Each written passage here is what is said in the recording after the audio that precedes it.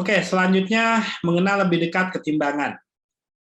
Jadi sebenarnya timbangan itu ada faktor-faktor yang mempengaruhi dalam proses pengukuran timbangan. Nah, ada timbangan, standar massa, metode, kondisi lingkungan, ada buoyancy. Buoyancy itu adalah nilai yang ditunjukkan oleh timbangan. Belum termasuk koreksi terhadap efek buoyancy. Ya. Nah, rekomendasi penempatan timbangan. Sebaiknya Bapak, timbangan itu harus menggunakan meja yang baik ya, yang dari granit atau beton begitu. Jangan pakai meja yang kasar begitu. Terlindung dari ruang kerja begitu ya. Jadi artinya timbangannya dalam kondisi yang baik. Nah, prosedur pemeriksaan timbangan itu adalah 1 bulan sekali, sesuai referensi dari CAN, TN01 atau TN02 yang terbaru ya. Jadi timbangan ini harus diperiksa Pak. Kalau setelah diperiksa, itu kalau ada penyimpangan, maka harus dilakukan adjustment. Contohnya begini, saya mungkin akan perlihatkan videonya untuk proses pemeriksaan timbangan. Ini adalah anak timbangan kelas F1 yang saya punya, oke. Dan ini adalah timbangan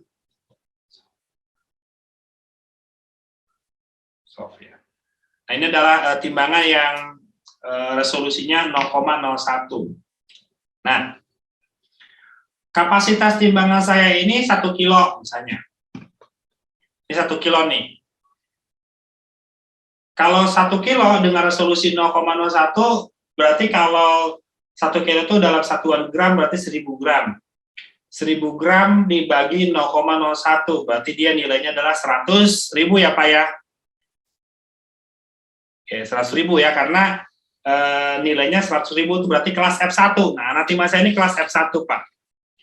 Kelas F1. Jadi kalau kita menggunakan timbangan, sebaiknya kita menggunakan sarung tangan atau menggunakan tisu ya. Karena di kelas F1 ini rentan turun kelas Pak, hati-hati. Bisa turun kelas. Nah, pertama kali kita menggunakan timbangan, kita harus cek dulu levelingnya ya di sini. Levelnya di sini harus dicek.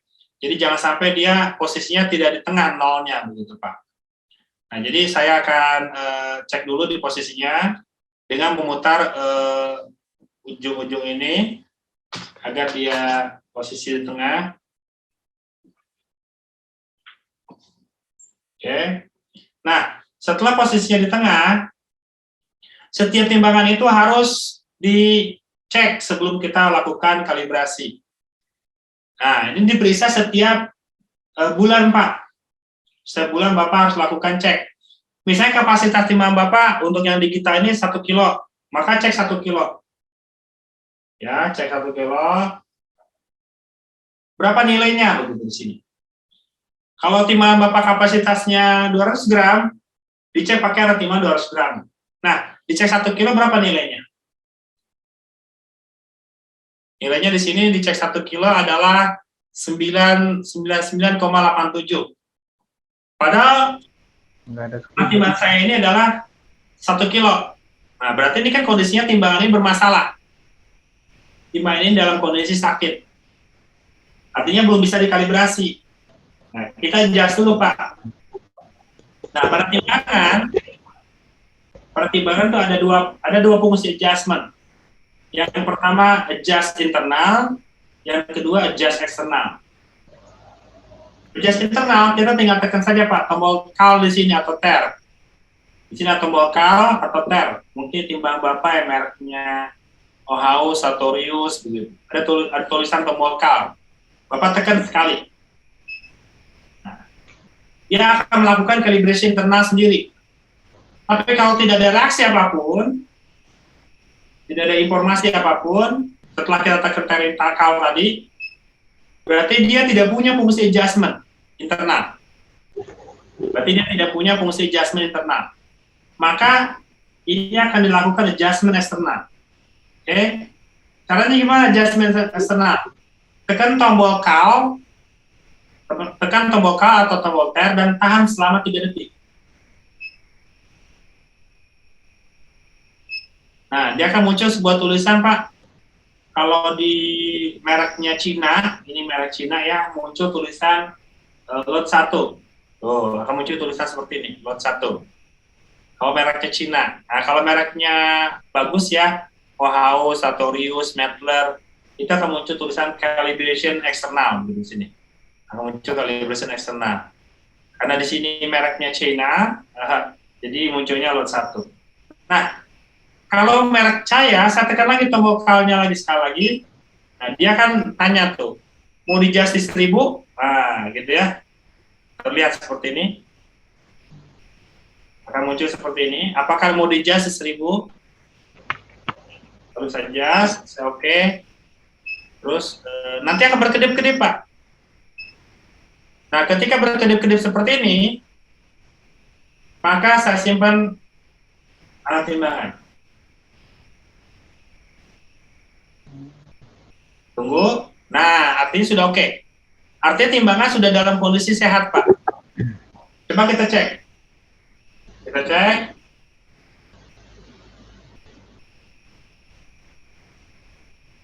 Nah, ini masih kurang baik. Ini kelihatannya mejanya yang kurang bagus sih, karena bukan beton ya. Tadi meja kerja. Tuh, ini meja.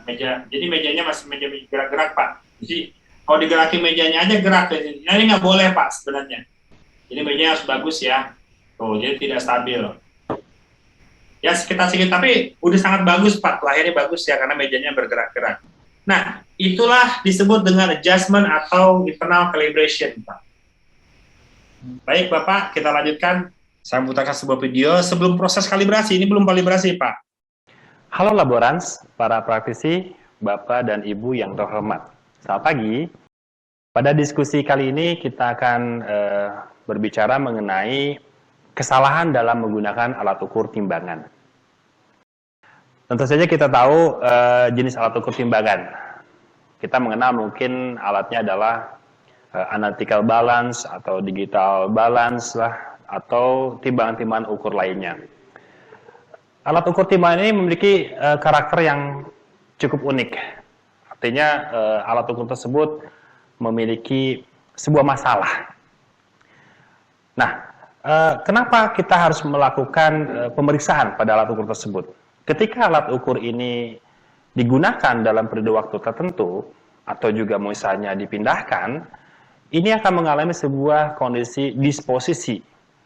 Jadi kita harus melakukan setting ulang pada alat ukur tersebut. Kita juga harus melakukan pemeriksaan. Apakah alat ukur ini kembali ke dalam setting yang baik atau tidak. Nah, dalam sebuah alat ukur, ini ada sebuah fungsi. Nah, fungsi ini disebut dengan calibration. Ada dua istilah dalam alat ukur timbangan, yaitu calibration internal atau calibration eksternal. Tentu saja kita harus menggunakan sebuah alat timbangan yang tepat. Jadi, pemeriksaan ini sebenarnya diwajibkan dilakukan ketika timbangan tersebut mengalami instability. Namun ketika timbangan dipindahkan dan tegangan listriknya dicabut, misalnya begitu ya, energinya tidak ada, maka segera harus dilakukan pemeriksaan. Kenapa harus dilakukan pemeriksaan? Karena terjadi sebuah kondisi bahwa settingan dari timbangan tersebut kembali ke settingan dalam pabrik. Nah, calibration internal atau eksternal ini sangat penting sekali. Bagaimana caranya? Yuk kita coba praktek ya. Baik, Bapak Ibu, kita coba akan melakukan praktek dalam melakukan adjustment atau pemeriksaan pada timbangan. Jadi, sebelum kita menggunakan timbangan, pastikan kita harus melakukan setting titik nol berada di posisi tengah ini. Jadi, kita akan putar posisi levelnya, dan sekarang sudah di tengah. Oke. Nah, setelah posisi berada di tengah, maka timbangan siap dilakukan pemeriksaan. Lalu, sebelum kita gunakan, kita akan periksa menggunakan alat timbangan. Kita simpan. Ini namanya adalah cek titik maksimum. Nah, dari hasil pemeriksaan ini terlihat, ini menandakan kondisi timbangan ini kurang baik atau tidak sehat. Nah, maka ada sebuah tindakan yang harus kita lakukan. Kita simpan kembali timbangannya, maaf anak timbangannya. Dalam timbangan ini ada dua fungsi, yaitu fungsi adjustment internal dan adjustment eksternal. Kita akan coba fungsi adjustment internal. Caranya adalah dengan menekan tombol call di sini, tahan sekitar 3 detik. Nah, di sini ada pilihan, Bapak Ibu, silakan. Misalnya yang pertama adalah adjustment internal. Adjustment internal ini adalah timbangan tersebut melakukan cek internal tanpa dibantu oleh anak timbangan. Lalu setelah fungsi ini kita tekan tombol enter. Ini akan ada bunyi. Setelah ada indikator bunyi dan artinya ini adjustment selesai. Kita bisa juga langsung lakukan cek kembali apakah nilainya sudah baik. Simpan alat timbangan di permukaan pen dengan hati-hati. Ternyata dari hasil tersebut masih terjadi sebuah penyimpangan. Dari 200 gram alat timbangan yang kita simpan, masih terbaca sekitar 199,9998. Ini tentu saja mengkhawatirkan dan kita harus lakukan pemeriksaan kedua. Artinya pemeriksaan internal tadi atau adjustment internal tadi belum mampu mengembalikan fungsi timbangan ke dalam kondisi baik. Kita akan coba fungsi adjustment eksternal. Tekan lagi tombol call-nya, tahan 3 detik. Di sini muncul eksternal. Setelah adjustment eksternal muncul, kita tekan tombol tab. Nah, ini ada pilihan sebenarnya mau di-adjust di titik berapa, di 100, di 200, atau di 150, atau di 50. Kita putuskan di titik 200, kita tekan tombol enter-nya dan tahan. Lalu akan muncul sebuah angka 200 yang meminta kita untuk menyimpan anak timbangan pada permukaan pen. Simpan. Setelah itu tutup kembali timbangan. Dia akan langsung melakukan external calibration dengan menggunakan anak timbangan 200 gram. Dan muncul angka 0 atau 0. Ambil anak timbangan, kembalikan, dan tutup kembali. Dia akan melakukan 0. Nah, adjustment eksternal selesai. Kita akan coba, apakah timbangan sudah normal?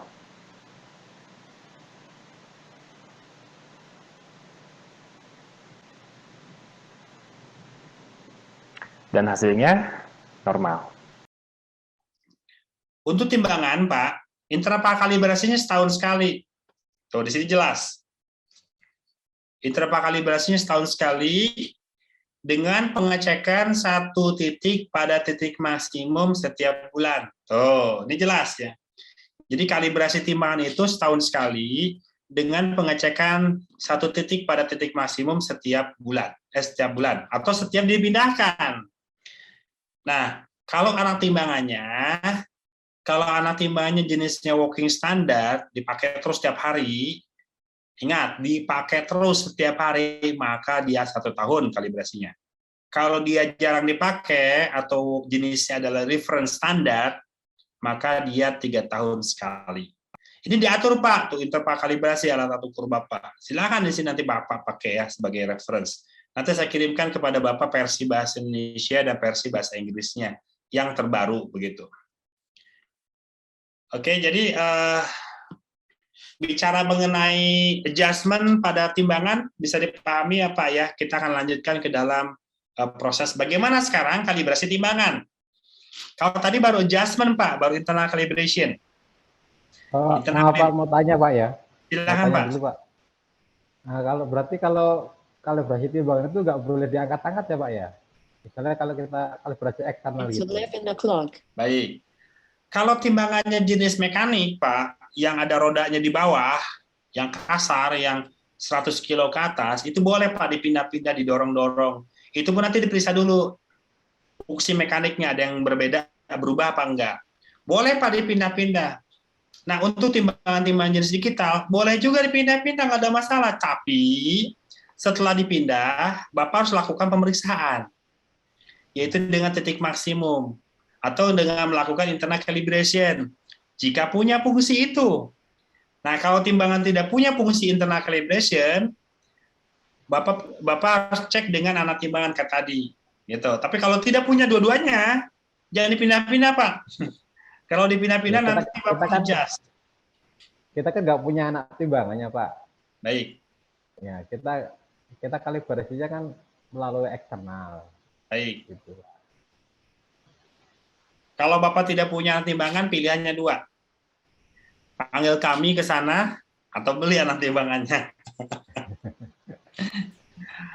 Kalau kalibrasinya atau gini Pak, Bapak kalibrasi ke Padma aja, itu gratis Pak, biasa adjustment-nya. Di Bapak panggil aja kalibrasinya nanti. Mas Riki mungkin nanti diinformasikan. Saya punya lab Pak, namanya Padma, itu free Pak, gratis Pak. Mau ke Lampung juga ayo, adjustment-nya gratis maksudnya. Biayanya mahal, biayanya kalibrasi gitu. Nanti kita ke Lampung Pak. Orang Lampung ya, kalau orang Riau ya ke Riau Pak. Kemarin kita kalibrasi sampai ke Medan Pak. Sampai ke USU Medan kita kalibrasi. Itu kita juga bawa alat timbangan. Nanti kita benerin timbangan-timbangan yang bermasalah di sana. Mau nggak mau Pak Pak Rastam atau Pak Suwarno, mau nggak mau Bapak sebenarnya harusnya punya satu alat timbangan Pak. Itu harus punya satu alat timbangan. Harganya berapa Pak? Anak timbangan itu? Harganya? Ya.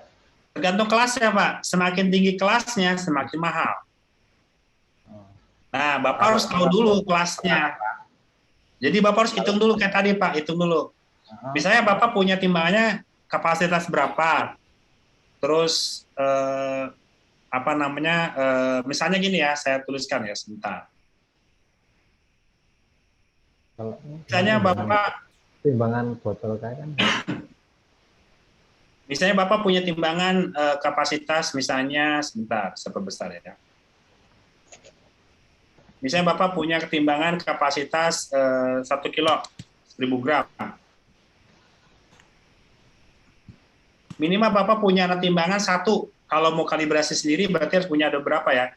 Minimal Bapak punya 1000 gram, terus 500, 200, 100, sama 50.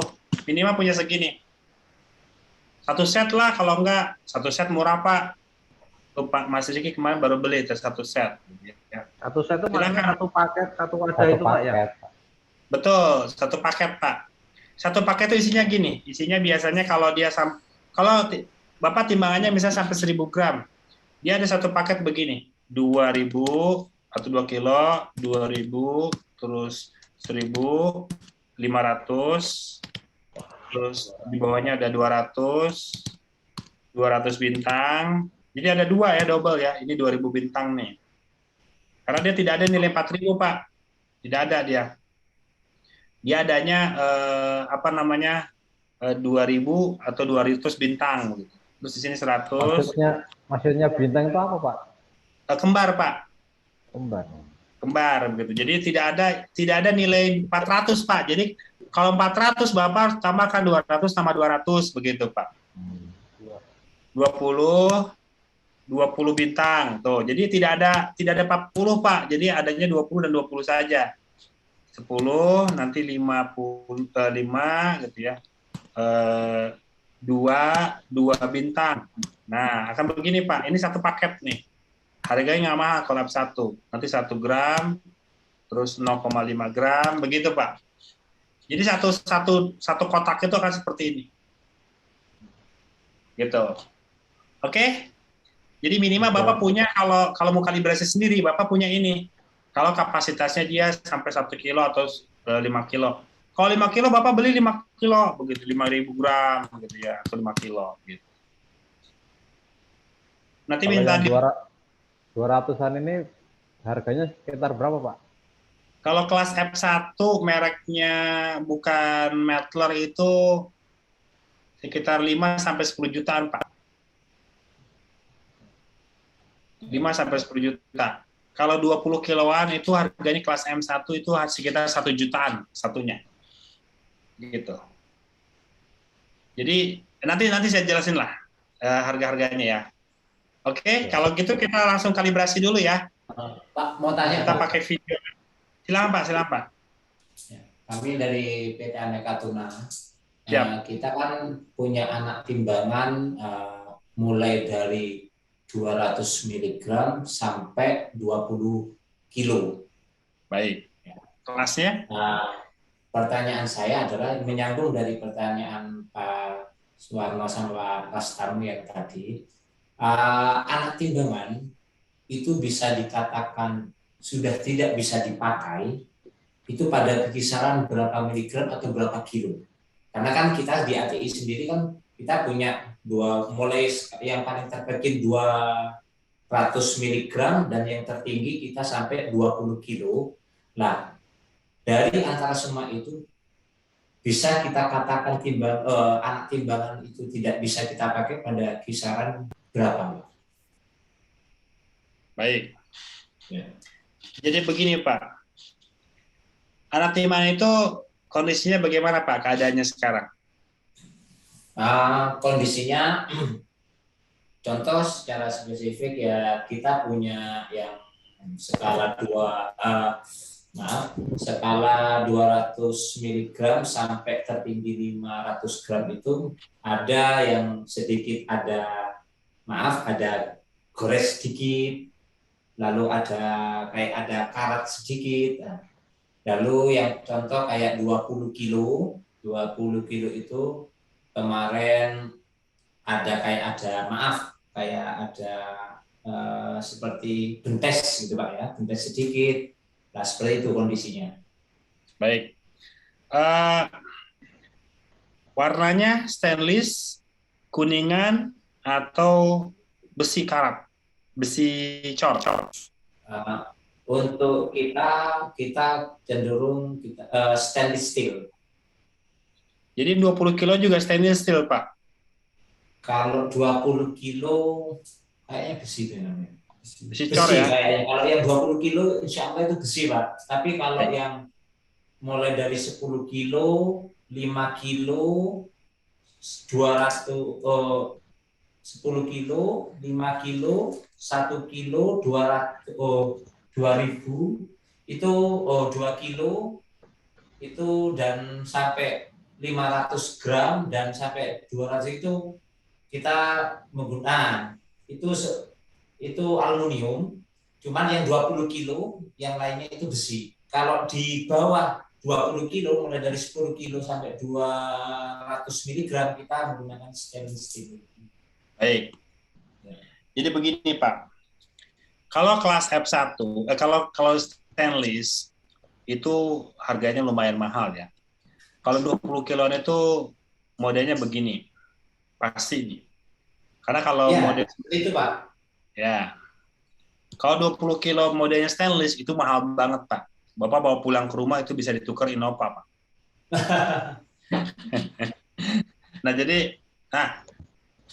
Pertanyaannya adalah apakah anak timbangan saya bisa dipakai?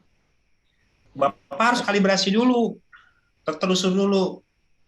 Nanti ketahuan, Pak, anak timbangan Bapak kelas apa. Kalau ini misalnya kelasnya F1 sebelumnya, apakah masih kelas F1? Atau dia sudah turun kelas, ke kelas F2?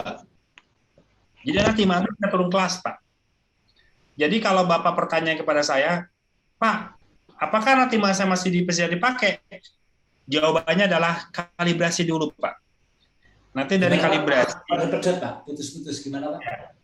Jadi jawabannya adalah Bapak harus kalibrasi dahulu. Eksternal dulu. Iya, eksternal dulu. Bapak kirim dulu ke saya, misalnya saya kalibrasiin deh. Nanti dibantu tuh sama Mas Riki bantuin. Bapak kalibrasi dulu alatnya, anak timbangannya. Nanti ketahuan anak timbang Bapak bisa dipakai apa enggak.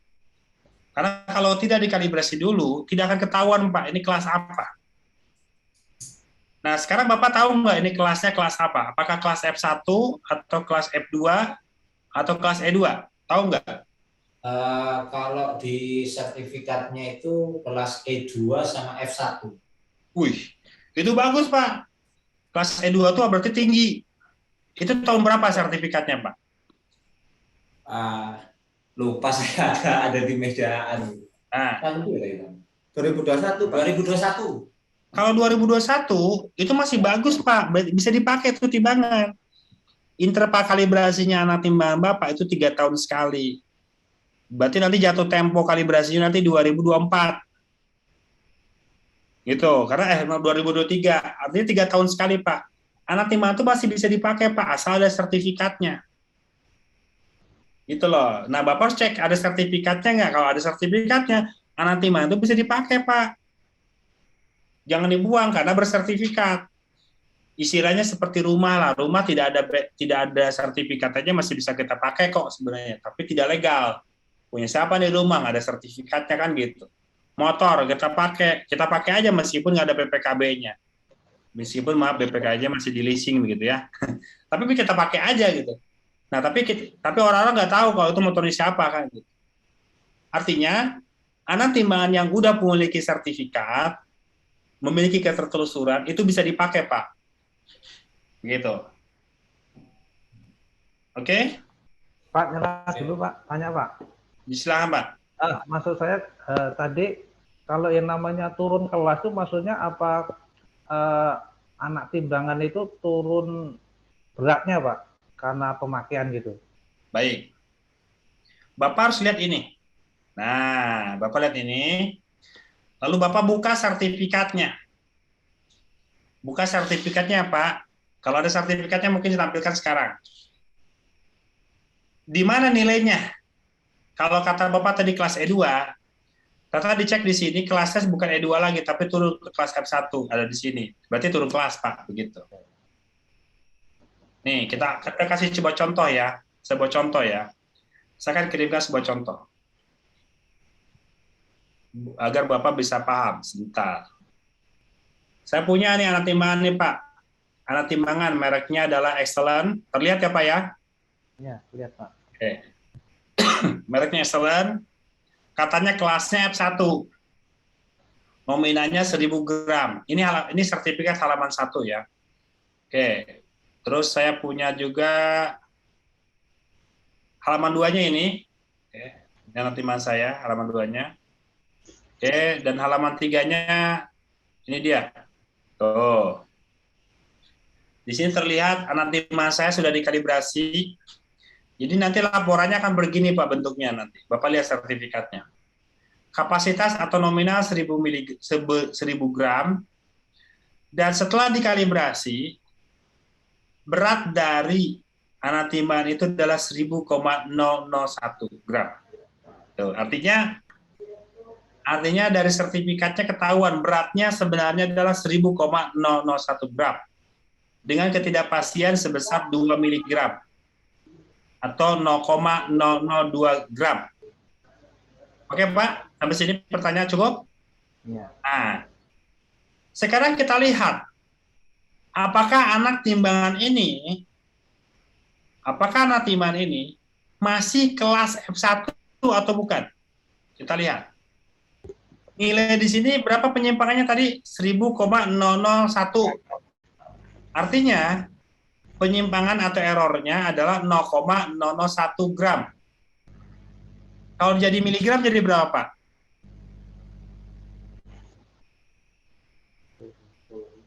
0,001 menjadi gram jadi berapa? Miligram. Berarti jadi 1 miligram ya, Pak ya? Betul? Ya. Nah, ini ada 1 miligram ditambahkan ketidakpastiannya dari sertifikat 2 miligram. Ini sudah dihitungkan oleh mereka, oleh Kaliman. Jadi totalnya 3 miligram ya Pak ya. Oke, jadi totalnya 3 miligram betul? Nih, jadi saya sebentar.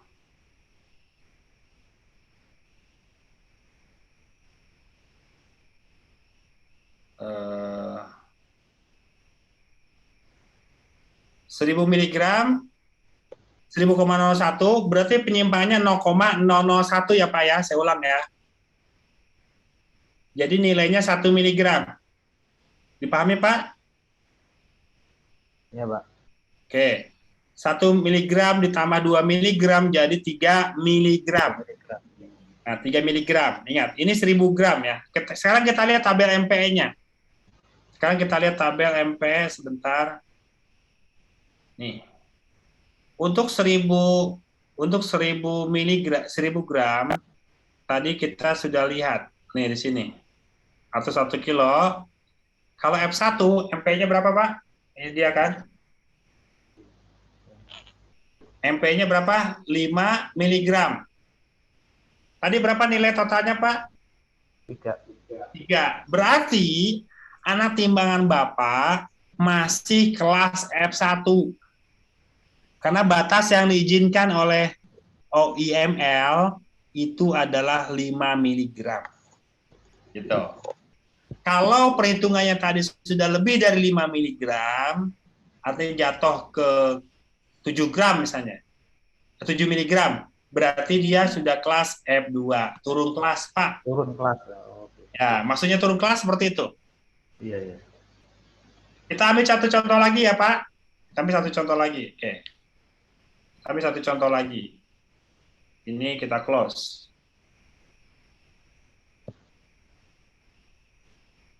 Oke, kita ambil satu contoh lagi. Saya punya anak timbangan yang 2 kilo.